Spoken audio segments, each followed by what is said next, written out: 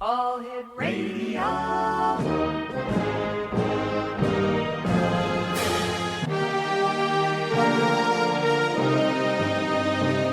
Welcome to the X Zone, a place where fact is fiction and fiction is reality. Now, here's your host, Rob McConnell.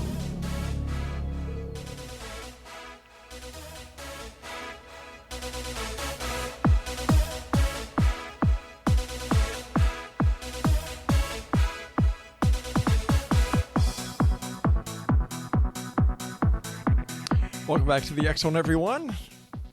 Wow. Craig, where the hell did you get that song from? No more chicken wings for you at lunchtime, pal. Great being back here in the X Zone with all you great people. Thank you all for your kind words, cards, letters. Meant a lot to me. Means a lot to me, so thank you all. We're going to be talking about the paranormal this hour. Now, there's a surprise, isn't it? Things that go bump in the night. Ghost. Hauntings. Haunted houses. Hey, we're getting ready for Halloween here. In fact, today, Laura decided that she would start hanging out the witches and the bats and the Halloween wreaths around the house and inside and out. I think it's a little bit early, but you know the saying, happy wife, happy life. My guest this hour is Paul Dale Roberts. We're going to be talking to Paul, who's been on the show before, about the haunted, ghost, his paranormal investigations. First of all, let's bring him on. Paul, welcome back to the X Zone. Hey, Rob, I'm so happy to be back. Paul, how did you get involved in the paranormal?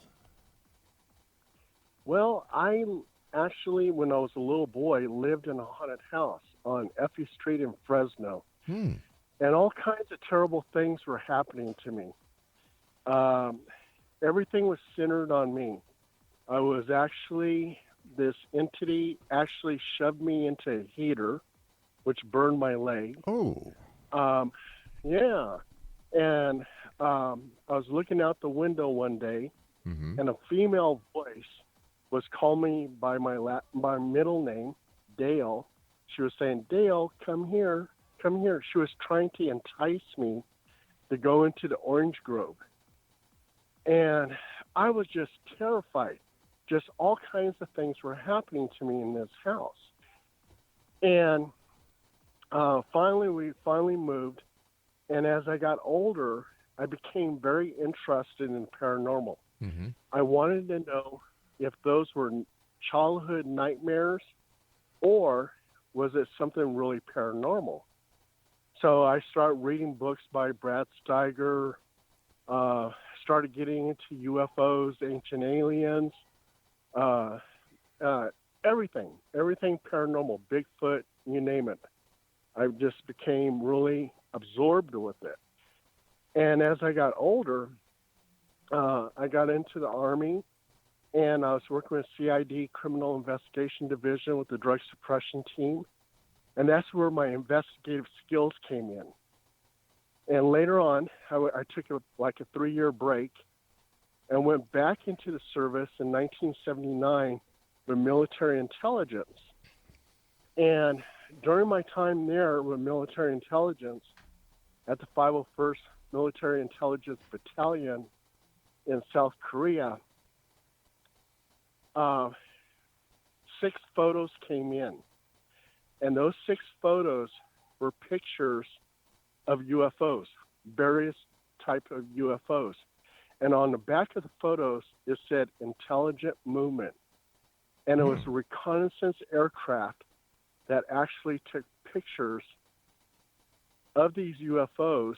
And each photo represented a video footage, which I didn't see, of that UFO. And it went to the DIA, which is the Defense Intelligence Agency, and then it went to the CIA, and then just mysteriously disappeared. My only job with those photos was to assign it a number, and that was it. And I had a top secret S.B.I. clearance, which is Special Background Investigation. And so I was with the Photo Interpretation Center in Korea. So I worked with a lot of image interpreters. So, and I was an Intelligence Analyst, 97 Bravo. And before I knew it, when I came back stateside, I met a paranormal investigator, and they invited me to go on one of their ghost hunts. And I said, well, can I write an article about it? And so I wrote this article about it, about the investigation. And it was published in a magazine in England. And the leader at that time of HPI, which is Halo Paranormal Investigations, she welcomed me into the group because I was writing their stories. And that's how I became a paranormal investigator. And before I knew it, she went and she quit the group, the leader, and I became the leader of the group. And I'm still doing it. Based on the investigations that you've done over the years, Paul, what is a ghost, and are we getting any closer to actually proving that they exist? Well, all living things have an aura, are surrounded by energy. Yeah. And when they die, a plant dies, when an animal dies, when a person dies, that energy lives on forever. It's this energy carries all the knowledge, all your experiences, and it floats out in the atmosphere. Paul, can we also call this energy the soul or the life force? Yes, exactly, exactly. And also too, I believe that our energy that contains all this information, it connects to the Akashic records. And all that information is, like when people die or are getting ready to die, sometimes they say their life flashes right in front of their eyes. Yeah.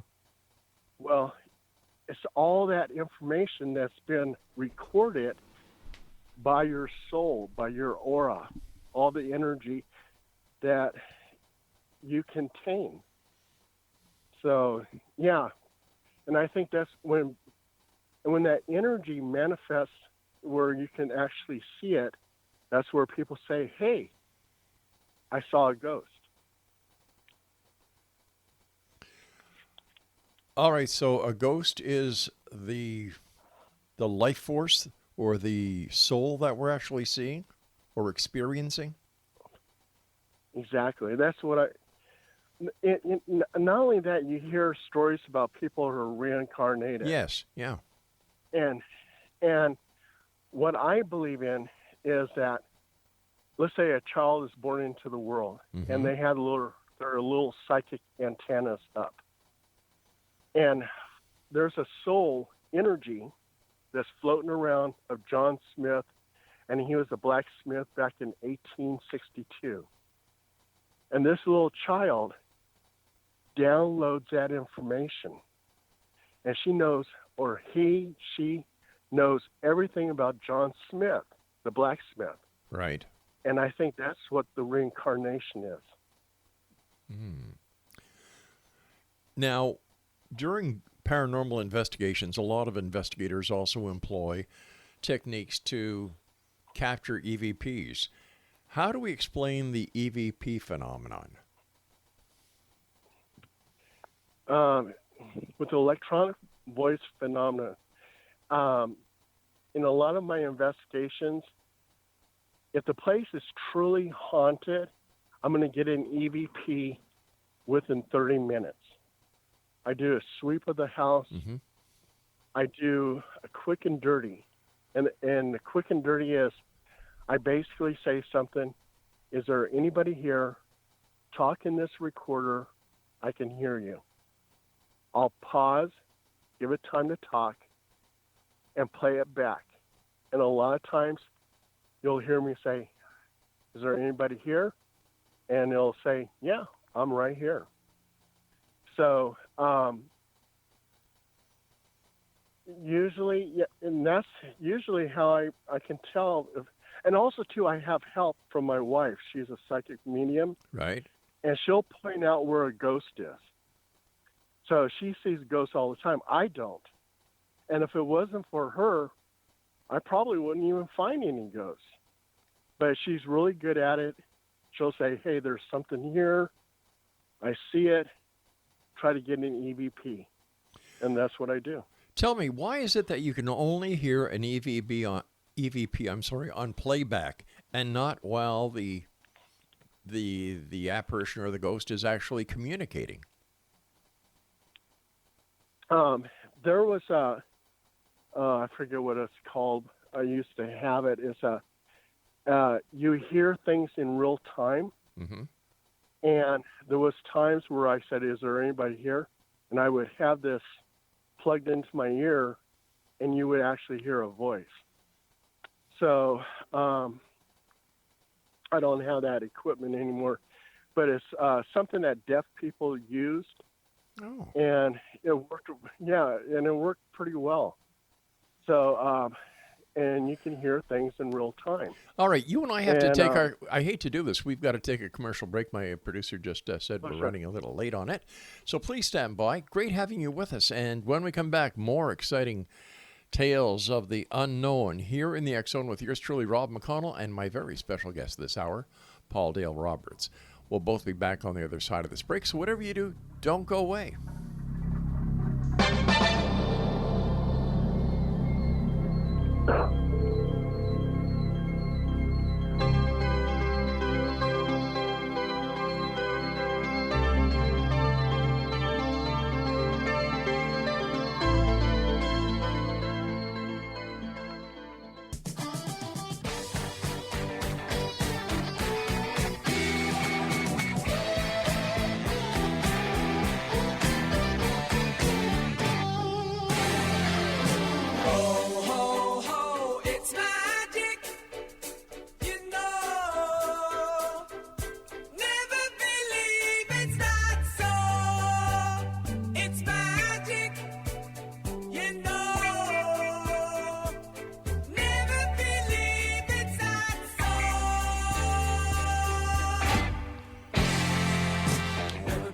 Welcome back, everyone. Paul Dale Roberts is my special guest this hour. His website is www.cryptic916.com. That's CRYPTIC 916.com.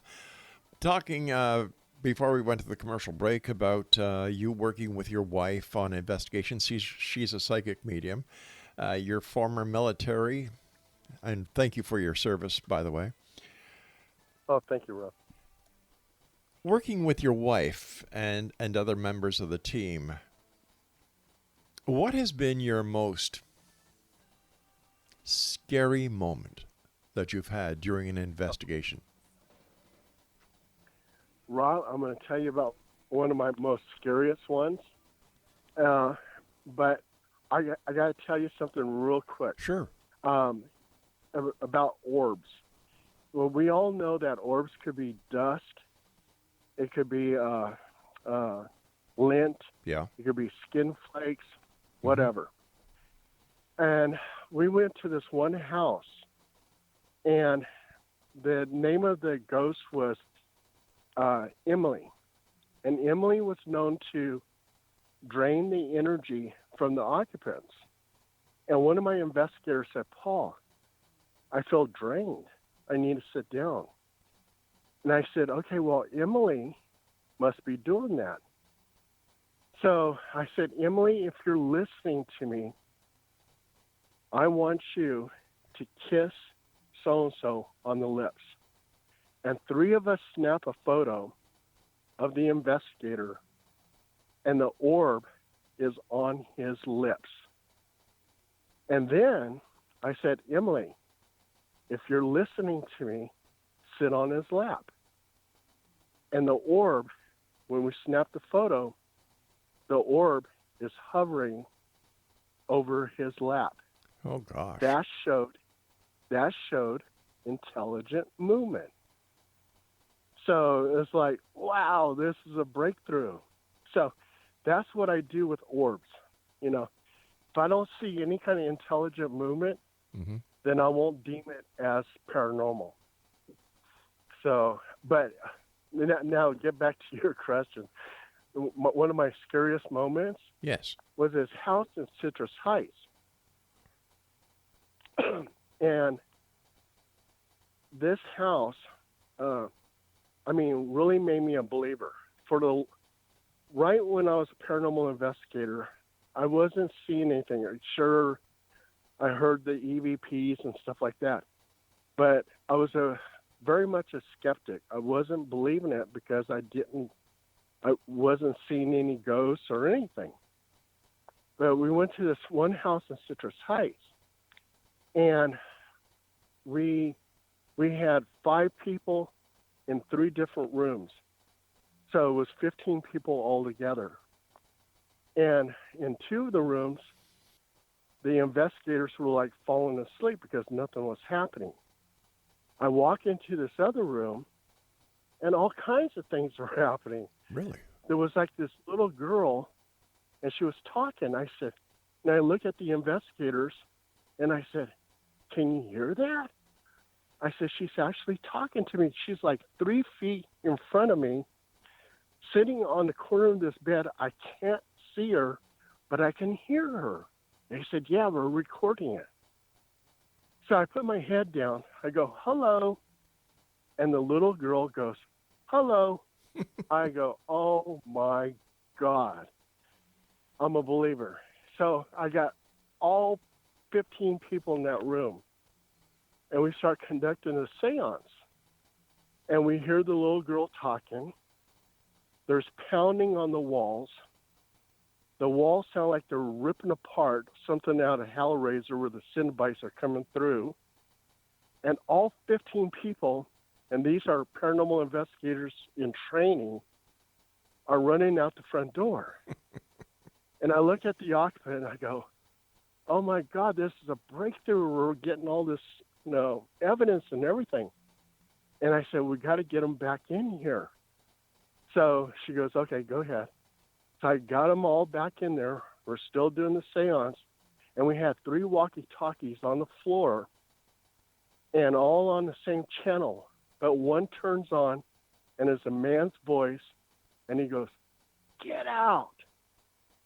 So all 15 are running out the door again. And then she looks at me, she goes, "Paul, I have to live here." She goes, "Send them home.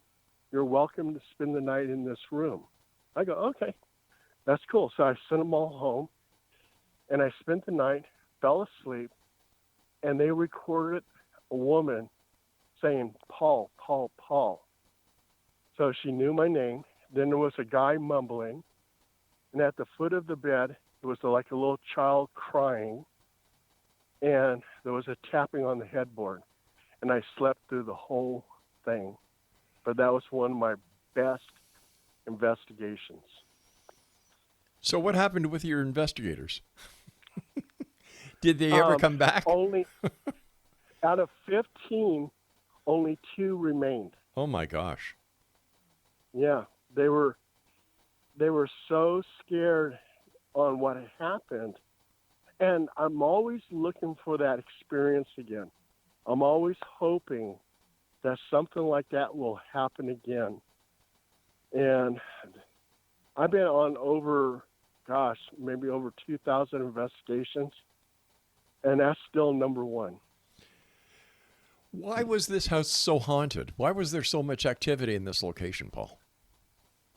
Well, the house was built over a Japanese internment camp.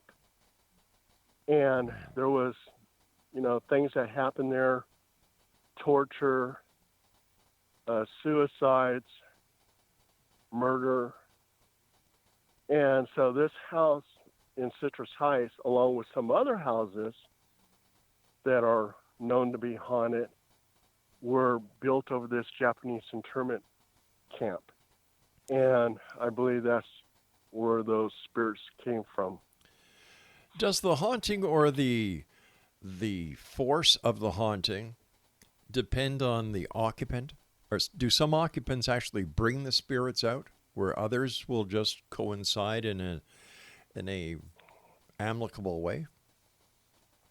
Well, it's like we get a lot of cases where people say, well, I played with a Ouija board, and all of a sudden now their house is haunted. Or I have people who say, I went to an antique shop, and I brought home this antique clock, and now my house is haunted because the energy.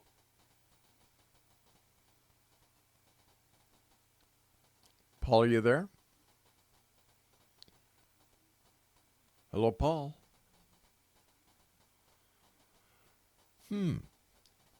I don't know what happened. We lost Paul. I wonder if the ghosts had anything to do with it. This is strange. Paul, are you there? Craig, apparently he's still connected. And is everything okay on our boards? Okay, why don't you try and get him back, Craig? What we'll do, we're going to take an early commercial here, X-Zone Nation. And when we come back, hopefully, we'll have Paul Roberts back with us. Paul, are you there? Rob, I'm here. Yeah. I'm here. We couldn't hear you. Oh, can you hear me now? Yeah, I can. Oh, wow. Okay. That was weird because I was hearing you. Yeah. And you weren't hearing me. No. That's weird. I guess somebody from the other side is trying to prove a point. Well, it seems that way. Yeah. So let me get back to my last question. Is it possible that some people bring out the negativity, causing more paranormal activity than other people who are not so negative, that they can actually live amicably with the spirits? Paul, are you there? All right, I hear Paul now. Welcome back, Paul. Oh, thank you, Rob. Oh my God. Okay. Some people bring on that negativity because they're playing with Ouija boards. They're messing around with the black arts. And so, yeah, and we have a lot of cases like that. And a lot of the cases have to do with... And we've lost Paul again. All right, we're going to take our commercial break here, so stand by, everyone. This is the X-Zone. I am Rob McConnell. We're coming to you from our broadcast center and studios in Crystal Beach, Ontario. If you'd like to give us an email, send us an email, xzone@xzoneradiotv.com, on all social media sites, X-Zone Radio TV. And check us out on the X-Zone TV channel exclusively on Simul TV at www.simultv.com. Strange hour here in the X-Zone. Our special guest is Paul Dale Roberts, and his website is www.cryptic916.com. We'll both be back, hopefully, on the other side of this break. Don't go away.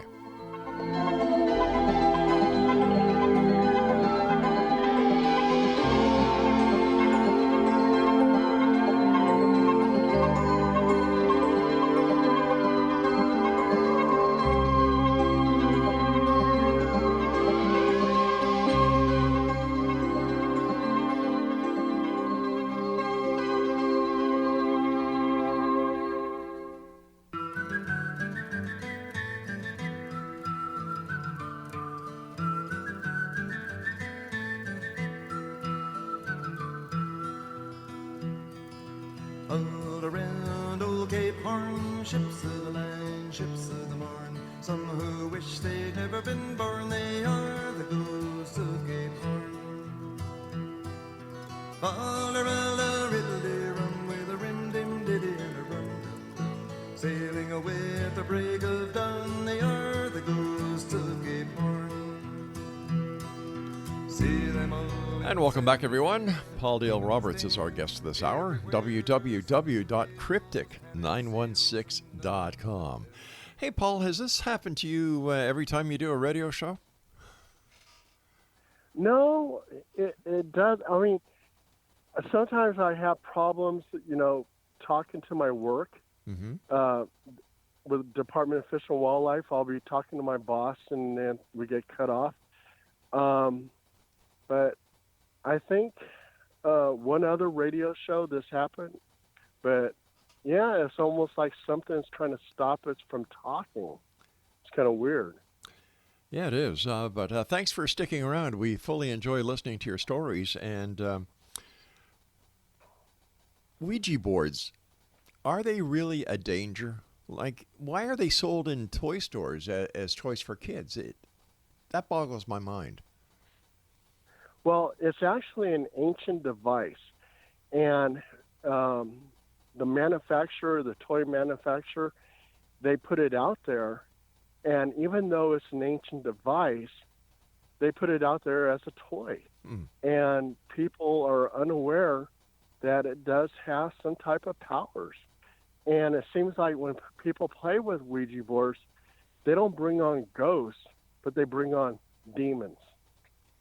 Because most of our demonic cases, it originates with a Ouija board. So how do you get rid of the negative force, the demon, once he's on this side of wherever he comes from?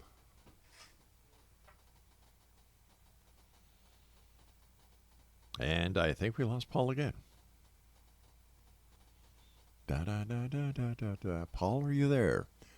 Rob to Paul, Rob to Paul. My producer is telling me that the line is still connected.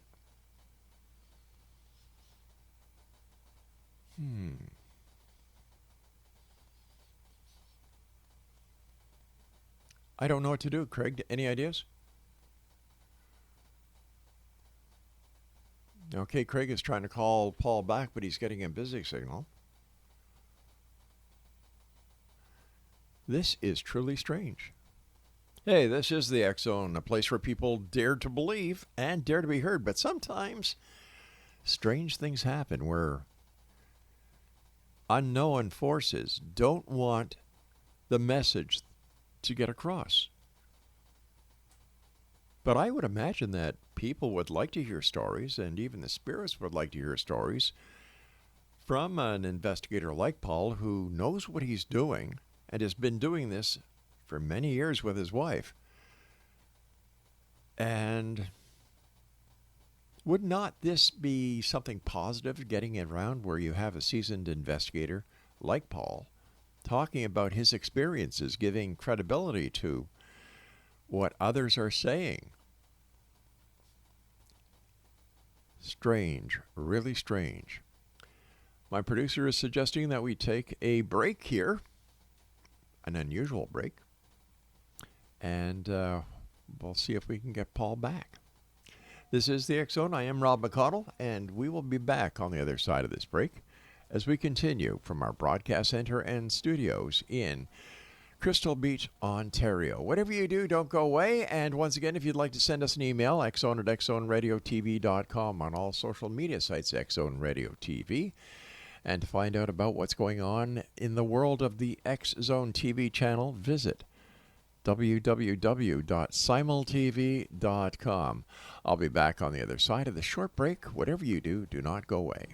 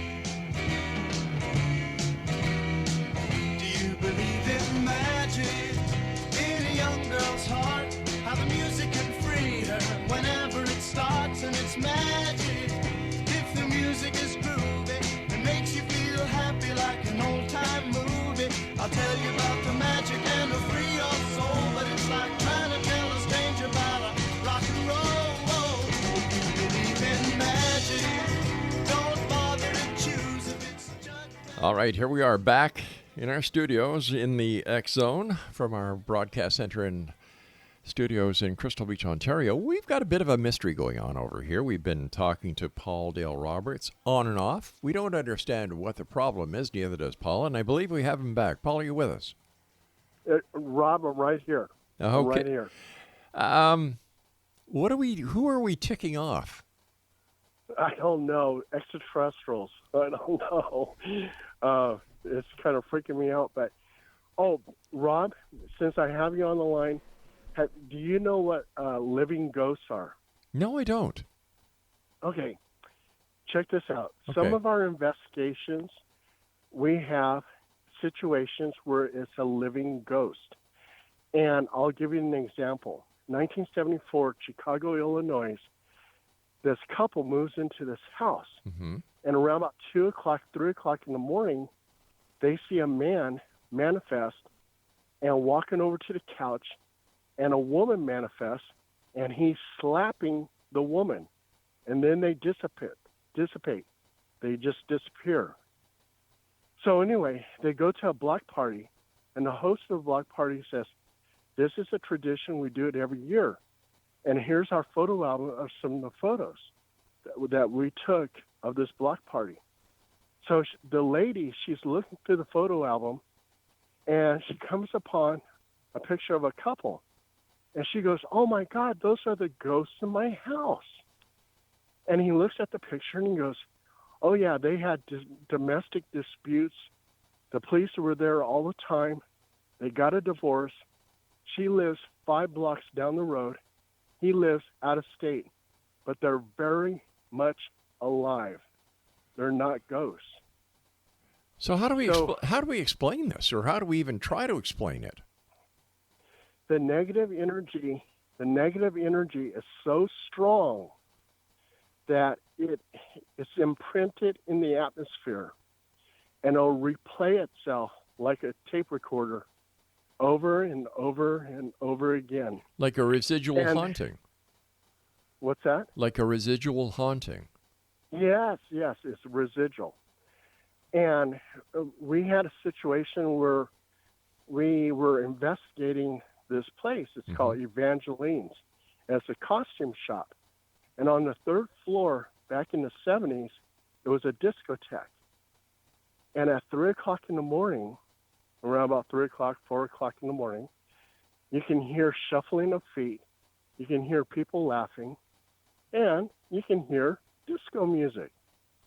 Residual haunting. And some of our cases are residual hauntings. That is strange. Living ghosts. Yeah, living ghosts. Never heard of that before. Oh, yeah. So why... Now, this is something that I can't understand. If we are saying that a ghost is energy, why doesn't that energy dissipate and go somewhere else? Why does it want to remain in the shape or the form or the essence of the person that it was once before? It's like a memory, and it's what it knows. So, like a ghost, in some situations that we had, they'll say, "Okay, we saw a little boy in the house." And then they saw a teenager in the house. Then they saw an older man in the house. Well, it's the ghost is of that person as a child, as a teenager, and as an old man. It's something that the energy remembers. So it can manifest as a little boy, because it used to be a little boy. Right. It can manifest as a teenager. It can manifest as an old man when he died. And if it's intelligent energy, like, okay, if I pass away, I probably want to look in my 20s. I'm not going to want to look like I'm in my 60s. I hear you on that one. So, yeah. It's just the memory that's kept with the energy. energy can't be destroyed, lives on forever. So yeah, there you have it. All right. Now, there's certain places where all paranormal investigators like to go. Waverly Institute, for one of them. Right. Why would the ghosts stay around a place where there's all this paranormal investigation going on? Is it that they want to be recognized, they want the truth to be out there? Or is it just that they're getting pissed off at everybody, trespassing in their home? I believe like a lot of that is residual. Okay. And any EVPs that they get is residual. Okay, so if I says hi to somebody, you might get my EVP of me saying hi to that person again. I believe it's just all residual because nobody wants, if you're a ghost, let's say you're an inmate of a prison and you die in that prison. Yeah. You don't want to haunt that prison. You want to go somewhere else. So when I hear, like, I investigated Preston Castle, and that's for wayward boys. And it was supposed to be haunted. Everything that I saw, that experience there, I believe was just residual. I don't believe it was intelligent energy at all. How do you tell the difference? Because it's not responding to you like on the EVP, I'll say something like, say hello, say hello, Paul, or something like that. Right. Showing some kind of intelligence. And I don't get that. I'm getting something else. I'm getting stay back or, going up the stairs, something like that, which didn't even correspond to what I'm asking it. So, and I think it's just residual. Okay, so when you're out doing your investigations, how long does an average investigation take, and what kind of equipment, and how do you conduct the investigation? Okay, I have my investigators show up, and we all have our own equipment. So we have recorders, we have cameras, we have video cameras, we have Kinects, and with Kinects, I'm kind of leery about that, but I'll mark it in my article. Okay, they saw some type of figure moving in the kitchen. And I'll let the readers decide if they want to believe it's evidence or not evidence. So we have night vision goggles and stuff like that. So it takes anywhere from 2 hours to 3 hours. But then we have also to the cleansing. So I do a Roman Catholic house blessing. And if they say I have a demon attached to me, I give them a full submersion baptism in the bathtub. And that's a basic form of exorcism. And I'm very successful with that. When I first did it, I was kind of unsure. Unsure of myself. I said, will this actually work? And this lady goes, I have a demon attached to me. Get rid of it. So reading up on a few things, it said that a full submersion baptism is a basic form of exorcism. So I did it. And then the lady goes, the attachment's gone. And she's screaming and yelling. And she's so happy. And my Roman Catholic house blessings seem to work. I have, I would say, an 80% success rate. Now, how do you perform that house blessing? Holy water cross. I start from the back with the occupant, and I'll ask for God's angels to protect her, her home, her family, her friends, her animals. I do a 4 winds prayer, and that's throwing the holy water in 4 different directions. And we go throughout the whole house. I place the sign of the cross on each doorway, any type of opening. I ask her, do you want them here? no, I don't want them here. I want them gone. She wants them gone. I asked for God's angels, please send them away. We walk to the front door, and I'm chasing them all out. And we do 4 winds prayer. I put the sign of the cross on her forehead, give her a hug, and that's it. And then they'll tell me, and they'll say, Paul, you got rid of them. And the ones it seems like I'm not successful with is like we had a situation where the daughter was playing with the Ouija board. Hey, Paul, I hate to do this to you, friend, but we've got to say so long for tonight. Paul, I'd like to have you back on for another full hour if we could. Because I fully enjoy talking to you. And, man, you've got some of the greatest experiences that I've heard in a long time. And whoever the ghost is that we've pissed off tonight, I'm sorry. Paul, take care of yourself, my friend. And Rob, it was so good talking to you. Good talking to you, and keep up the great work. Okay, stay safe out there, too. All right, buddy. Take care of yourself. Okay. Exonation, my guest this hour has been Paul Dale Roberts, and if you'd like to get a hold of Paul, maybe your house is haunted, maybe you want to find out what's going on with your cell phone. I don't know. Craig and I are scratching our heads here like crazy, and it's not because we have dandruff or itchy heads. We just want to know what's going on. Visit Paul's website, www.cryptic916.com.